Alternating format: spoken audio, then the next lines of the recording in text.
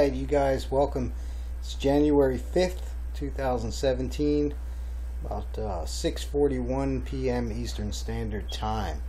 And if you watched my video from January 2nd, this guy right here, we had a large, deep earthquake over here in the Fiji Islands, right about here. And this is not the same one, this is a new one. Over the last 24 hours of 5.0, it's been downgraded to a 4.9. But back a few days ago, about 4 or 5 days ago, there was a large deep earthquake. Now, a large deep earthquake, just to go over that again, is anything that's over a magnitude 4 and of a depth of 200 to 300 kilometers.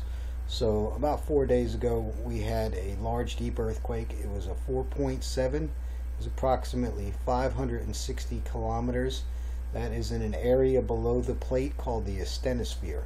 And when large earthquakes happen at that depth, those large earthquakes come to the surface and produce larger, shallower earthquakes up at the surface. Large, shallow earthquakes are the ones that cause damage, cause destruction, and oftentimes kill people depending on the location and the population. So, just mentioning that 4.7 at 564 kilometers in depth in the Fiji Islands produced a magnitude 7.3 earthquake on January 3rd, a day after I had issued the warning in my video. So we're going to do another one for right here, because if you take a look at this right here, we have 4.7, almost the same, almost a repeat of the Fiji one. 4.7 at a depth of 564 kilometers. Again, this is down underneath the plate in the asthenosphere. The asthenosphere is like a semi-molten kind of plasticky area of the underside of the crust, and whenever earthquakes happen there, those earthquakes transfer the pressure up to the surface and then produce similar or larger size earthquakes. So late last night, early this morning, there was a 4.7 in the Philippines right here at a depth of 564 kilometers. That qualifies it as a large deep earthquake. And once again, large deep earthquakes create and produce large shallow earthquakes, typically 1 to 2 magnitudes higher. So based on this being a 4.7, we're looking for a 5.7 to a 6.7 or greater.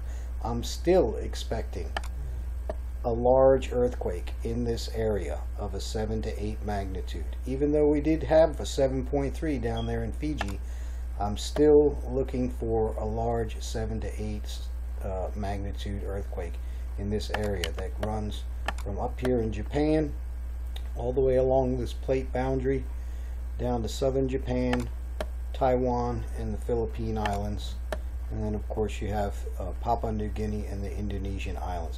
Incidentally, this pressure from these earthquakes over here in this region also transferred to the west, wind their way all the way up in here, and will land right up in here in India, Myanmar, and Burma, and right up in here, and we even find that the pressure transfers to the west into Afghanistan, Iran, and then it works its way up over here into Turkey and Greece, and finally up into Italy.